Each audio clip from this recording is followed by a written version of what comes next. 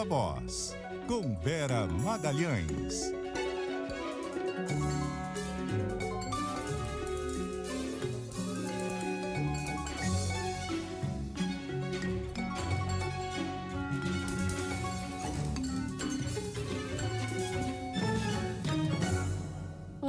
Muito boa noite, são 6h04 desta terça-feira, para lá de louca nos mercados, deu a louca no dólar, 6,20, 6,10, parecia não haver limites para a moeda norte-americana, que depois fechou numa leve baixa. Boa noite, Marcela Lorenzetto. Oi, Vera, boa noite para você, boa noite a todos que nos acompanham. Que loucura, hein? Que loucura! Hoje eu ouvi do governo todo tipo de lamúrias, lamentações, mas pouco sentido do que fazer e de direção. Senti todo mundo muito perdido e sem certeza de que o pacote de corte de gastos vai ser votado a tempo de aí finalmente acalmar de vez esse mercado. A gente vai trazer todos esses desdobramentos, essas várias facetas do que vai se configurando como uma crise para o governo nesse fim de ano.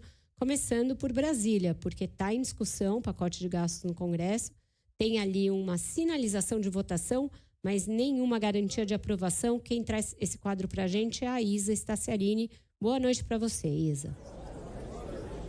Oi, Vera, muito boa noite a você, a Marcela, a todo mundo que nos acompanha. Pois é, Vera, uma terça-feira bastante movimentada aqui na Câmara, justamente por conta dessa reta final, né, dos trabalhos legislativos e com muita coisa ainda pendente para ser votada. Uma delas é justamente o pacote de ajuste fiscal do governo.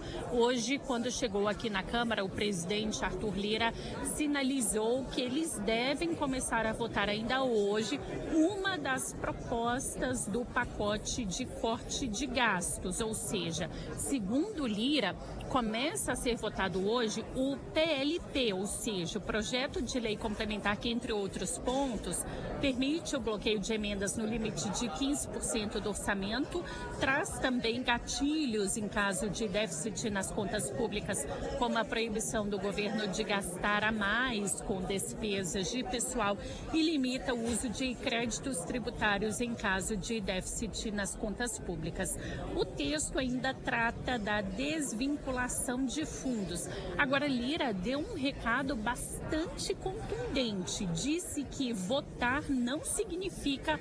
Amanhã na sessão da tarde, tá bom? E quinta-feira, porque aí quinta-feira e sexta... Aí tem orçamento, tem o resto das pautas que vão continuar sendo... Mas inicia a discussão dos projetos hoje ou não? Votar esses que eu disse hoje. Sim. E amanhã votar os que eu disse amanhã. Não estou garantindo a aprovação da rejeição. Nós vamos votar, estamos discutindo, conversando, dialogando, encontrando textos para votar. Mas o calendário de votação é esse.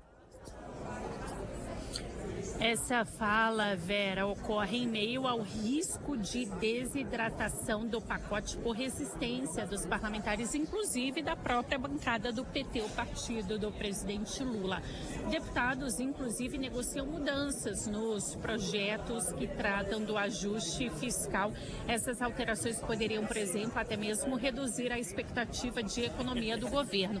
Inclusive, o projeto que trata sobre alterações no benefício de prestação continuada, o BPC, o projeto de lei relatado pelo deputado Isnaldo Bulhões, que é líder do MDB da Câmara, deve sofrer ajustes. O deputado, por exemplo, prepara inclusive o relatório que ainda não foi apresentado. Havia uma previsão dele apresentar esse texto ainda hoje à tarde e, pelo que eu apurei aqui na Câmara, Vera, Isnaldo Bulhões ainda tenta negociar alguns pontos, como, por exemplo, aquela restrição, né, de pessoas com deficiência para poder limitar os beneficiários do BPC. Bom, nessa expectativa de que essas alterações possam, inclusive, reduzir a estimativa de economia do governo, que inicialmente tinha cogitado 70 bilhões de reais em 2 anos, O número 2 do Ministério da Fazenda, o secretário executivo Dário Durigan, se reuniu hoje aqui no Senado com a bancada do PT na tentativa de minimizar essas possíveis alterações. Ao final desse encontro, o Durigan negou qualquer tentativa de desidratar o pacote, mas reconheceu que o Congresso deve fazer ajustes conceituais. Ele, porém, afirmou que espera que seja mantida a mesma previsão de economia de 70 bilhões de reais em 2 anos. E a gente vai avançando nos entendimentos, sempre com aquele critério, né? Fazendo eventuais ajustes conceituais, mas não desidratando. Então não tem nenhuma desidratação. O pacote não está desidratado. Eu lembro que antes, poucos dias antes do anúncio das medidas, a gente chegou a olhar alguns relatórios de instituições financeiras sérias, com que a gente dialoga, eles diziam isso, né?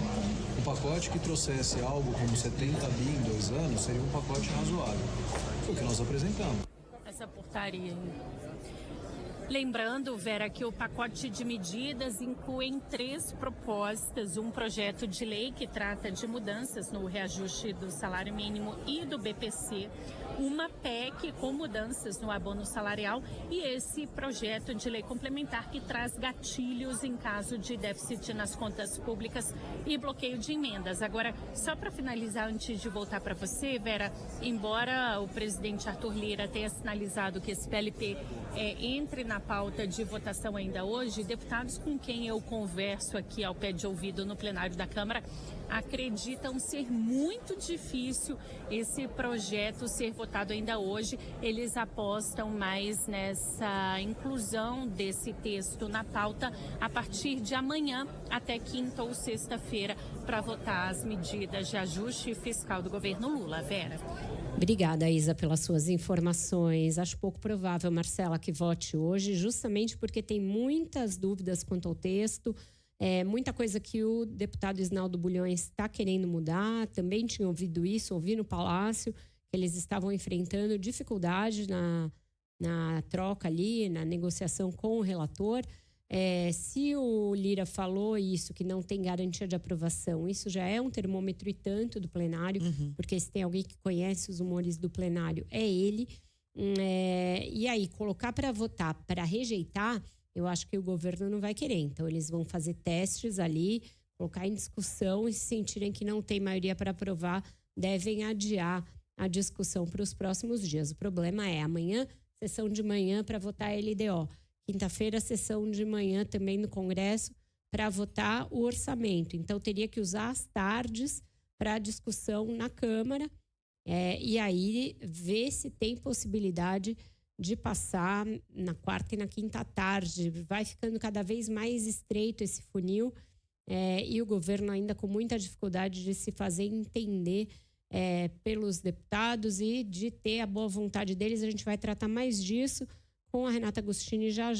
E já está aqui com a gente no estúdio o Guilherme Muniz, porque o que está acontecendo lá no Congresso em termos de dificuldade do governo e também a ata do Copom, tudo isso se refletiu num dia muito tenso no mercado, que o dólar chegou a passar de 6,20 e não arrefeceu nem com 2 leilões feitos no começo da manhã e depois no início da tarde pelo Banco Central. Conta pra gente como é que foi esse dia nervoso, Guilherme, e como é que fechou o dólar. É isso, Vera. Boa noite para você, para Marcela, para os ouvintes. Um dia de fato muito nervoso no mercado. O dia que começou com os investidores de olho na ata do Comitê de Política Monetária, o Copom, a ata que detalhou aquela decisão de aumentar em 1 ponto percentual a taxa básica de juros na semana passada, né? O documento reforça ali a informação de que a Selic, que está agora em 12,25%, depois dessa alta, pode ter outros 2 novos reajustes de 1 ponto percentual cada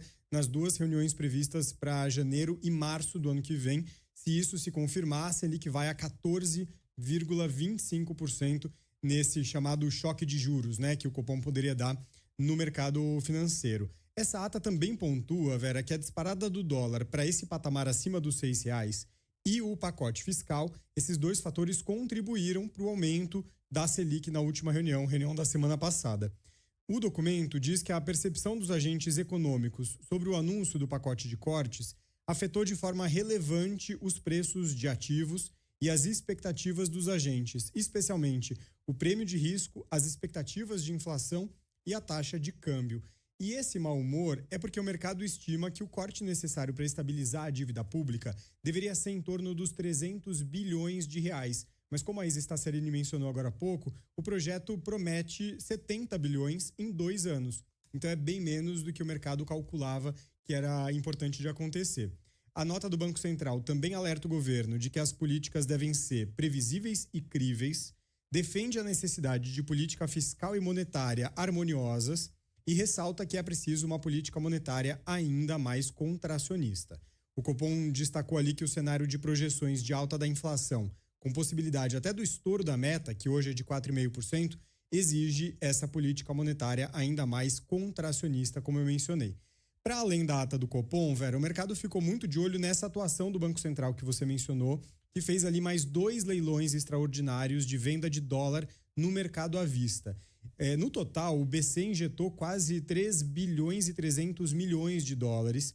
Lembrando que ontem, segunda-feira, já tinha feito uma injeção ali de mais de 4 bilhões e meio de dólares no mercado de câmbio, tinha sido o maior volume desde 2020. Esses leilões não foram suficientes ali para segurar o dólar num primeiro momento, né? A moeda chegou a bater R$ 6,20, mas com esses sinais que a gente estava ouvindo de que o Congresso deve começar a fazer o pacote avançar por lá, a alta deu uma recuada, ainda assim fechou cotado a R$ 6,09, uma pequena alta de 0,02%, uma estabilidade, né, na cotação da moeda, Vera. Estabilidade lá no alto, né? A gente lembra que quando estava batendo 5,9, já tinha um alarme, nossa, o dólar tá alto, e agora passou dos 6 e parece não ter meios de voltar para baixo de enviado juntamente com o PLP e com a proposta de emenda à Constituição. E agora ele vai finalmente ao Congresso com a promessa por parte do governo de que os militares já estão ali conformados em dar a sua contribuição. Quem traz essas informações para a gente é a Ana Carolina Tomé. Boa noite, Ana. Boa noite, Vera. Boa noite aos ouvintes. Há 3 dias do recesso legislativo, o governo enviou o projeto de lei que muda as regras da Previdência dos militares, além de propor mudanças no pagamento de pensões. O governo quis dar o recado de que os militares também vão dar uma contribuição no corte de gastos, mas com o envio na última semana de trabalhos do Congresso, a previsão é de que o projeto só seja votado na volta do recesso em 2025. O texto fixa em 55 anos a idade mínima para o militar ir à reserva, mas com uma regra de transição até 2031. Até lá, o militar deve cumprir o tempo de contribuição de 35 anos, mais 9% como pedágio ali, mais 9%, né, Vera, como pedágio. A partir de 2032, vai se exigir o tempo de contribuição e a idade mínima para a aposentadoria. O texto também acaba com a chamada morte fictícia, que é aquela pensão paga à família do militar expulso da força por mau comportamento ou condenado. O valor que hoje corresponde à graduação que o militar tinha passará a ser um auxílio reclusão no valor da metade da última remuneração do militar. Se o beneficiário morrer, a pensão só será ali transferida entre os de primeira ordem, ou seja, cônjuge e filhos. O texto também fixa a contribuição mensal ao Fundo de Saúde em 3,5%. Hoje, apenas os militares da Marinha pagam esse percentual maior, mas será gradativo, começando com 3% a partir de abril de 2025 e chegando a 3,5% em janeiro de 2026. O projeto só foi enviado ao Congresso agora porque os militares estavam insatisfeitos com o texto. Alguns pontos, como a regra de transição, foram acertados na última semana com a equipe econômica. O ministro da Defesa, José Múcio, disse, inclusive, que os militares pediram mais tempo para se adaptar, mas que, apesar da dificuldade em encontrar um consenso, disse que os militares estão acomodados. Segundo o Ministério da Fazenda, as mudanças nas regras aos militares vão gerar aí um impacto de 2 bilhões de reais ao ano. No entanto, apenas 1 bilhão será de corte de gastos, o restante será aumento de receita. Vera. Obrigada, Ana, pelas suas informações. O ministro Múcio, ele é muito frasista, Marcela, ele costuma ali dar frases ótimas. E aí ele falou que o impacto que esse projeto causa entre os militares é como uma procissão. Se está andando na procissão e alguém empaca lá na frente, para todo mundo lá atrás. Querendo dizer o quê? Que ele vai tornar mais lenta a promoção na carreira militar e que isso afeta toda a carreira, afeta todo mundo que está lá para trás. Daí, uma das razões de grande resistência e grande mau humor com a proposta, mas ele disse que os militares, depois de muita negociação, estão dispostos a dar sua contribuição, a conferir. A gente continua em Brasília, porque a Samantha Klein já está na linha para nos trazer atualizações sobre outro projeto que está nessa fila aí, nessa linha de montagem de aprovações de fim de ano, que é a regulamentação da reforma tributária. Boa noite, Samantha. Está mais fácil para a tributária que para o pacote de gastos aí? Bem mais fácil, viu, Vera e Marcela? A expectativa é que a regulamentação da reforma tributária seja aprovada em instantes, inclusive pelas orientações de bancadas, já há maioria de votos para a aprovação desse texto, inclusive houve acordos de última hora, porque o texto vai ser votado sem o único destaque que estava previsto. Era um destaque da bancada do PL, que previa uma discussão sobre um benefício fiscal para uma única refinaria de Manaus, ou seja, uma extensão dos benefícios da Zona Franca de Manaus também para essa refinaria. Portanto, para aprovar o texto, os líderes entraram num acordo para derrubar esse destaque, que era do deputado Altineu Cortes, que pedia a retirada, portanto, desse benefício para a refinaria. Esse ponto foi incluído pelo senador Eduardo Braga, relator da regulamentação da reforma no Senado, e vale destacar que a ideia era desonerar as operações da refinaria de Manaus, do grupo ATEM, que é a única da região. O STF, inclusive, decidiu no mês de março desse ano que é inconstitucional estender para o setor de petróleo e combustíveis os benefícios da Zona Franca. E o governo tinha pedido, inclusive, a retirada desse ponto, e agora indo em instâncias, né, depois que se votar, e realmente a tendência aí é por ampla maioria, vai a sanção do presidente Lula, e aí vai caber ao governo retirar ou manter este ponto. Vale lembrar que o texto em discussão é aquele analisado pelo relator Reginaldo Lopes, que é do PT de Minas Gerais. Ele retirou alguns pontos que tinham sido incluídos nesse texto. Um deles era justamente a retirada do saneamento básico do rol de serviços com 60% de desconto do IVA padrão, que será a alíquota básica, portanto, que o governo estima que deve ficar aí em 26,5%, mas fato é que o texto saiu com mais de 28% em estimativa do Senado.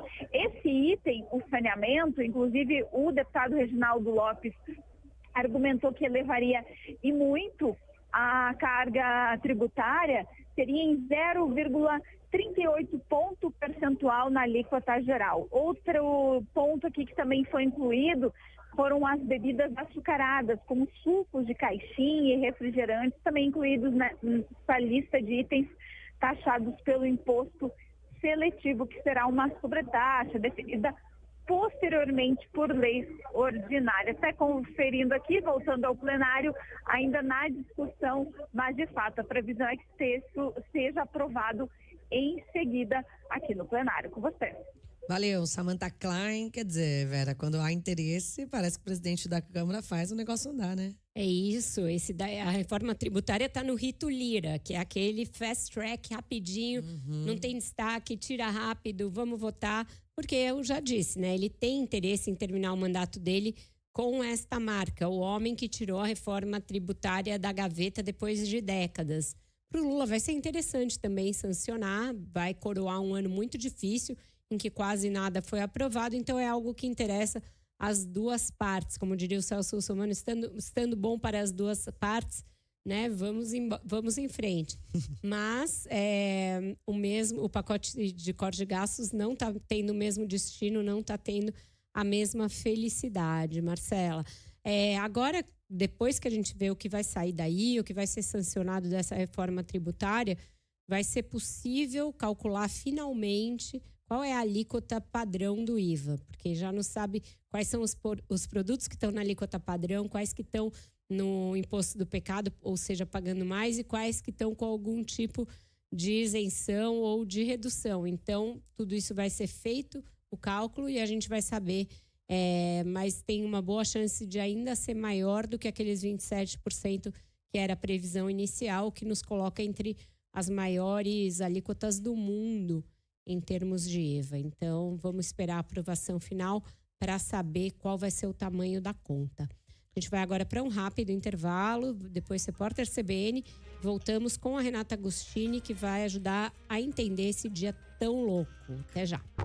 A gente está de volta com o Viva Voz e o Rito Arthur Lira é tão rápido que foi o tempo do intervalo e do Repórter CBN já aprovou. É isso, Samantha Klein? Boa noite de novo. Exatamente, boa noite novamente. Foi por 324 votos favoráveis e 123 contrários que a Câmara, então, aprovou a regulamentação da reforma tributária, e a parte mais importante dessa reforma, lembrando que ainda tem um outro texto que depois precisa ainda ser aprovado no Senado e provavelmente aqui na Câmara também, que vai tratar ali daquele comitê gestor da reforma tributária, mas esse texto, então, é o principal e segue, depois dessa análise, para a sanção do presidente da República.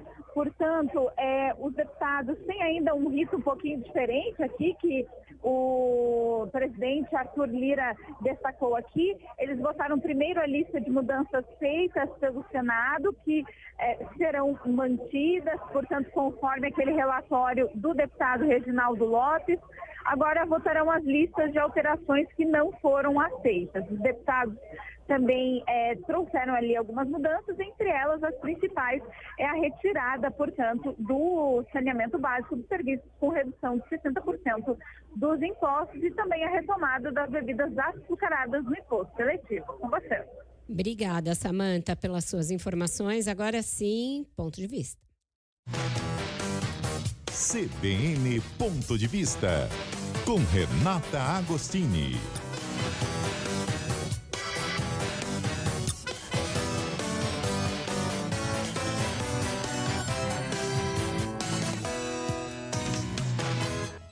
Muito boa noite para você, Renata Agostini.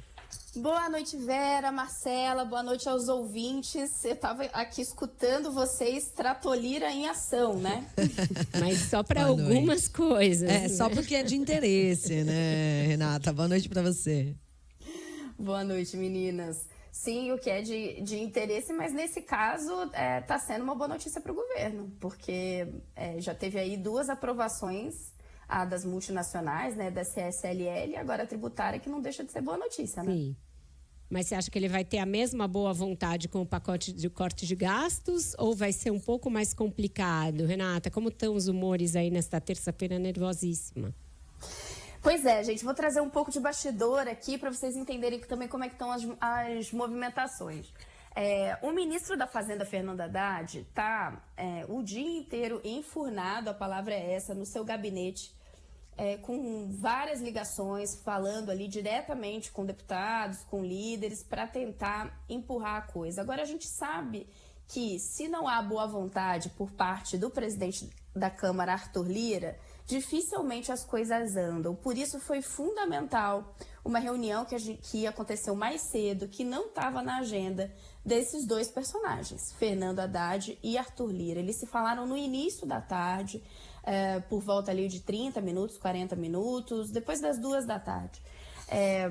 Um encontro que não estava previsto, mas que foi o suficiente para Arthur Lira chegar de novo no Congresso falando que ia pautar, sim, o início dos projetos, né, do pacote fiscal. Portanto, hoje, um dos primeiros projetos, o que é chamado PLP, mas que traz ali algumas travas para conter as despesas públicas em caso de resultado que frustre as expectativas. Então, esse PLP já estaria previsto hoje e disse que amanhã ele seguiria, então, com as outras duas pernas, né? Uma que é uma proposta de emenda à Constituição e outra que é um projeto de lei. Essas duas pernas a gente está falando aí de mudanças no abono salarial e também no salário mínimo. Essa fala de Arthur Lira, e aqui uma observação importante, ainda que ele tenha dito que não sabe se aprova, né? Não está garantida a aprovação, mas ele ia colocar para andar, já foi suficiente para dar uma aliviada no dólar. Sim, junto com uma intensa intervenção do Banco Central, que foi a campo, uma intervenção anunciada, mas que foi necessária diante dessa escalada do dólar, mas todos esses movimentos conjuntos e essa fala de Arthur Lira já ajudaram a dar uma acalmada nos investidores. E foi sim comemorado lá dentro do governo e dentro da equipe econômica, porque eles, logo depois dessas declarações, ainda que Lira tenha ali titubeado, não sei se aprova, mas ele já colocou para andar a reforma tributária, tirando isso da frente. Ali havia um desejo do próprio Lira de que ele terminasse o seu mandato com isso aprovado, mas isso fez com que esse tema já saísse. E essa taxação adicional às multinacionais, que também era importante para a equipe econômica. Então, esses sinais foram, sim, comemorados e vistos como pelo menos assim, o governo sentiu que estava saindo ali do atoleiro, porque eles começaram o dia bastante tenso. Renata, você acha que o ministro Fernando Haddad, né, que tá, como você trouxe esse bastidor aí, a Vera também mais cedo comentou sobre não sair do telefone, ficar falando com todo mundo, o Haddad vai ter que entrar em campo de fato, ter que fazer um beijamão ali no Congresso para evitar que haja um desgaste ou uma desidratação da proposta em si, já que esse tempo está curto e precisa passar logo?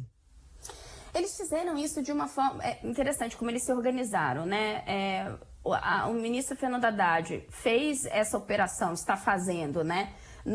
Por telefone e nos bastidores. Então, ali com algumas reuniões bastante discretas, a essencial no dia de hoje com o próprio presidente da Câmara, Arthur Lira, deixou o presidente Luiz Inácio Lula da Silva, digamos, de stand-by, na conversa que ele teve com Lula em São Paulo, ele fez questão de deixá-lo a par de tudo, mas já deixar um aviso de que ele eventualmente também teria de fazer algumas ligações. E o secretário executivo, Dario Durigan, é quem tem feito esse, não vou chamar de beijamão, mas essa super rodada de conversas no Congresso nos últimos dias. Hoje até tentei entender melhor por que eles tinham feito essa espécie de divisão. Mas a explicação que eu recebi é que acabou sendo uma coisa meio orgânica, porque ele já tinha algumas conversas acertadas ali com bancadas. Então, o número 2 do Ministério da Fazenda tem feito essas conversas especialmente com bancadas. E o ministro da Fazenda por telefone e remotamente nessas conversas mais estratégicas. O que acontece é que a gente tem uma semana muito essencial de vai ou racha para o pacote fiscal, mas a gente não pode esquecer que tem que dar espaço ou tempo para se aprovar o orçamento. As coisas estão conectadas, mas todas essas votações, elas, em geral, levam tempo. Mas aí depende do tempo do Arthur Lira também, né? Porque uma regulamentação da reforma tributária sendo aprovada em tão pouco tempo, pelo menos dá amostra do que ele pode promover caso o governo consiga azeitar essas negociações dos bastidores. O mercado teve um dia aí de alta forte do dólar, que não cedeu mesmo depois de sucessivos leilões do BC, se atribuiu muito à ata do Copom, que veio bastante pessimista, mas ainda ecoa a fala do Lula no fim de semana, de novo se queixando da autoridade monetária e dos juros. Você acha que ainda tem tempo para reverter esse mau humor total do mercado caso o projeto passe? Ou ele está sendo considerado insuficiente e esses ralis vão continuar? Não, me parece que sim. Eu acho que o movimento de hoje deu demonstrações de que isso se resolvendo no Congresso, você pode ter algum tipo de alívio. Porque, veja, hoje o dólar chegou a bater 6,20. Mas ele deu uma recuada ao longo do pregão, já mais para o fechamento, e fechou no mesmo patamar de ontem, que, veja, é muito alto. Quando ele está ali, né, margeando 6,10, né, fechou em 6,9, é muito alto ainda. Mas você tem a oscilação, né, que a gente viu após a fala do Lira, dá um indicativo de que de que os investidores estão de olho nessas duas pontas. O que vem de indicação do governo, o que vem especialmente de indicação do presidente, que isso vai nos apontar para medidas que venham no ano que vem ou em seguida, e para o que sai do Congresso ainda nesse ano. Virou para o mercado, para os investidores, algo como ruim com ele, pior sem ele. Sim. Então, ainda que eles não gostem do formato do que foi apresentado e entendam que é tímido, é necessário que algo seja aprovado. Então, essa é uma pressão que passou a se avolumar também ao redor de Arthur Lira e não só ao redor do ministro Fernando Haddad. Perfeito, desenhou como sempre. Muito obrigada por hoje, Renata, que volta na quinta-feira, quem sabe com alguma dessas matérias já aprovadas. Haja coração, se não tiver, a gente vai estar naquela, né? Governo desesperado, vamos ver. Ela já vai preparar as duas versões do texto, já está pronta. viu, né? Boa. Exatamente, meninas, até lá, um beijão. Valeu, um beijo. Até lá, Renata. A gente segue aqui com o Viva Voz, então. Vamos trazer um assunto a respeito dos militares, do golpe, da tentativa de golpe, porque mais tarde eu falei da frase do ministro José Múcio a respeito da contribuição dos militares para o ajuste fiscal, mas ele também falou sobre a prisão do general Braga Neto. Quem traz essas informações para a gente é a Malu Mões. Boa noite, Malu. Boa noite, Vera. Boa noite, ouvintes. O ministro da Defesa, José Múcio, afirmou que a prisão do general Walter Braga Neto constrangeu as Forças Armadas, mas já era esperada pelos militares. Lembrando que a Polícia Federal prendeu o ex-ministro de Jair Bolsonaro no último sábado. A PF afirmou que Braga Neto tentou interferir nas investigações sobre a tentativa de golpe de Estado. O general foi indiciado no inquérito e apontado como um dos principais articuladores dos atos golpistas. O ministro da Defesa de Lula afirmou que a prisão mexeu com os militares por muitos deles conhecerem Braga Neto.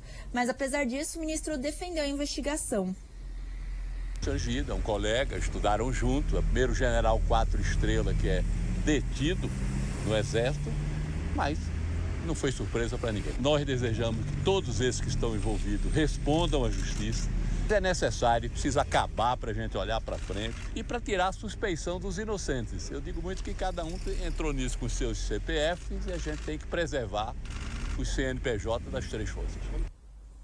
Múcio visitou o presidente Lula hoje em São Paulo, onde o presidente se recupera das cirurgias da semana passada. A reunião entre eles durou cerca de 2 horas. Múcio disse que esse foi um dos temas que o presidente Lula quis saber, perguntou a respeito. Eles também conversaram sobre a aposentadoria dos militares e após o encontro, o ministro disse à imprensa que o presidente Lula está ótimo e até se movimentando mais do que ele devia, Vera. Obrigada, Malu, pelas suas informações. A gente vai agora para um segundo intervalo e volta já para a conclusão do Viva Voz. Estamos de volta com o Viva Voz, agora com os olhos postos aqui em São Paulo, porque hoje, desde de manhã, uma série de prisões foi feita dentro das investigações para localizar os responsáveis pela morte do informante do PCC no aeroporto de Congonhas há algum tempo já, mais de 40 dias. E quem traz as informações para a gente é o André Pinheiro. Boa noite, André. Oi, Vera. Boa noite para você, boa noite também ao nosso ouvinte. Uma operação conjunta da Polícia Federal e do Ministério Público de São Paulo prendeu 7 pessoas, sendo um delegado e 3 policiais civis suspeitos de envolvimento com o PCC. Um 4º policial é considerado foragido. Todos tiveram a prisão temporária decretada pela Justiça. A operação é resultado do cruzamento de diversas investigações sobre a facção criminosa, incluindo a do assassinato do delator Vinícius Gritzbach em 8 de novembro no Aeroporto Internacional de São Paulo, em Guarulhos. As investigações apontam que o PCC, com apoio dos policiais, movimentou mais de 100 milhões de reais desde 2018. Foram apreendidos fuzis, dinheiro em espécie, joias e veículos de luxo. O delegado da Polícia Federal, Denis Cali, disse à Globo News que os agentes públicos atuavam na lavagem de dinheiro e proteção dos membros do PCC. Segundo ele, a PF passou a investigar o caso a partir da morte de Gritzbach e os alvos foram localizados após movimentações financeiras suspeitas. E o nosso foco é a organização criminosa, pessoas que trabalham voltadas para proteger, para que a investigação ela não avance. Então nós tivemos acesso tanto à declaração da vítima, como também às movimentações financeiras e alguns depoimentos também que foram colhidos, assim como investigações passadas que demonstraram para nós essa incompatibilidade de recursos de investimento em joias, em relógios, em carros, em viagens, assim como também em embarcações e principalmente em imóveis. O delegado preso é Fábio Baena, que foi acusado de extorsão por Gritzbach em 2023 em delação premiada. Ele teria pedido 40 milhões para tirá-lo da investigação sobre os assassinatos de 2 membros do PCC. Também foi preso o investigador Eduardo Lopes Monteiro. Os dois atuavam no Departamento de Homicídios e de Proteção à Pessoa e já estavam afastados das funções. Em nota, o advogado Daniel Bialski diz que a prisão dos dois foi arbitrária e sem qualquer elemento novo de prova. Os outros policiais civis presos hoje são Marcelo Ruggeri e Marcelo Marques de Souza. O investigador Rogério de Almeida Felício é considerado foragido. Foram presos ainda 3 membros do PCC: Ademir Pereira Andrade, Ahmed Hassan e Robson Granger de Moura. Além da capital paulista, a operação cumpriu 13 mandados de busca e apreensão nas cidades de Bragança Paulista, Igaratá e Ubatuba. Os investigados podem responder pelos crimes de organização criminosa, corrupção ativa e passiva e ocultação de capitais. Vera. Obrigada, André Pinheiro, pelas suas informações. Essa era uma investigação que estava ali sendo demandada, porque um crime dessa magnitude, com esse tipo de ousadia da parte do PCC, não podia ficar sem resposta do Estado por muito tempo, sob pena de uma desmoralização completa. Então, empenharam aí todos os esforços para dar alguma resposta. Então, agora, depois de muito tempo que o empresário já tinha feito essa delação, já tinha implicado essas pessoas, elas começam a ser presas. E aí a gente vai ver o grau de infiltração da facção criminosa, sobretudo na Polícia Civil. Eu conversei com uma autoridade do Estado há algumas semanas e ela falava que o problema da PM é esse problema principalmente da violência policial, que a gente tem retratado aqui nas últimas semanas, mas que essa questão de infiltração pelo crime organizado, de corrupção dentro da corporação é muito mais séria e muito mais grave na Polícia Civil do que na Polícia Militar. E as prisões de hoje evidenciam esse grau aí de contaminação da corporação por parte do crime organizado, Marcelo. E o que eu acho interessante também a gente destacar, Vera, que é uma organização, aliás, é uma operação, a de hoje, que foi deflagrada hoje, que tem o grupo GAECO do Ministério Público, agentes da Polícia Federal. São agentes que estão trabalhando há muito tempo em cima dessas investigações e o que mais chama a atenção a eles, justamente que leva a deflagrar essas operações, é a questão da movimentação financeira, né? Os grandes montantes de dinheiro, todo o cruzamento de informações leva a esse alto índice de lavagem de dinheiro da facção criminosa, isso infiltrada inclusive no poder público e em algumas polícias aqui pelo país. Então, chama bastante atenção que é rastreando o dinheiro que esses agentes conseguem chegar nesses nomes e hoje, como a gente viu, fazer prisões como as de hoje, né? Follow the money. Não tem como fazer inteligência de investigação desse tipo sem esses cruzamentos e demorou até um pouco para que chegassem lá. Sim. Antes da gente pôr o ponto final aqui no Viva Voz, a gente volta rapidinho a Brasília com o Igor Cardim, porque estão votando o projeto de renegociação da dívida dos estados lá no Senado. e ele traz as informações de como andam as coisas por lá. Boa noite, Igor. Oi, Vera. Boa noite para você, para os nossos ouvintes. Pois é, o plenário do Senado vota neste momento o projeto de lei complementar de renegociação da dívida dos estados com a União. Esse projeto que tem como relator o senador Davi Alcolumbre, que fez uma fala bastante longa agora há pouco aqui no plenário do Senado. Neste momento, os senadores estão discursando sobre o texto em si, que deve ser votado em instantes. Vera, esse texto retornou à casa após mudanças feitas na Câmara dos Deputados na terça-feira da semana passada. O relator Davi Alcolumbre, o senador Davi Alcolumbre, disse que entre os ajustes feitos está o prazo de adesão dos estados, que será até 31 de dezembro de 2025, antes era de 31 de dezembro deste ano. O parlamentar ainda incluiu como possibilidade de abatimento das dívidas o uso de ativos de exploração de bens de recursos naturais, como o petróleo e o gás natural. Também um parecer vindo da Câmara dos Deputados, do deputado Luizinho, que também apresentou mudanças no texto, prevê a exclusão do estado do Propag, que só vai acontecer se o ente federativo descumprir as regras por 3 meses consecutivos ou por 6 meses não consecutivos. O programa oferece descontos nos juros e permite que os estados transfiram ativos para a União como parte do pagamento. Em troca, os estados devem investir em áreas como educação, saneamento, habitação, adaptação às mudanças climáticas, transporte e segurança pública. Agora os estados analisam os destaques. Os senadores analisam esses destaques ao texto e aí a votação deve acontecer daqui a pouco, em instantes. Vera. Obrigada, Igor, pelas suas informações. Tudo para a última hora, Marcela. Até achei engraçado que vão mandar uma MP para tratar do reajuste de servidores, falando que não teve tempo hábil para mandar o projeto. Teve o ano inteiro. Pois é. Negociação o ano inteiro. Então está faltando também um pouco de planejamento da parte do Congresso e do Executivo para que as coisas não fiquem todas elas para o último instante. Parece as compras de Natal, né? Você sempre deixa para a última hora. No Você Congresso, já fez as suas? Não. Já fiz todas. Parece, sabe o quê? O amigo secreto aqui da CBN, que até hoje não temos o local da realização desse evento. Hein? A organizadora que está aqui do meu lado ainda não conseguiu dizer o local, mas a gente acredita que vai acontecer. Vai rolar, Vera. Vai rolar. Então, bota fé. Bom. Eu volto amanhã, espero que já com essa informação, com a votação do pacote de gás, com tudo. Até amanhã, pessoal. Até amanhã, Vera. Tchau, tchau.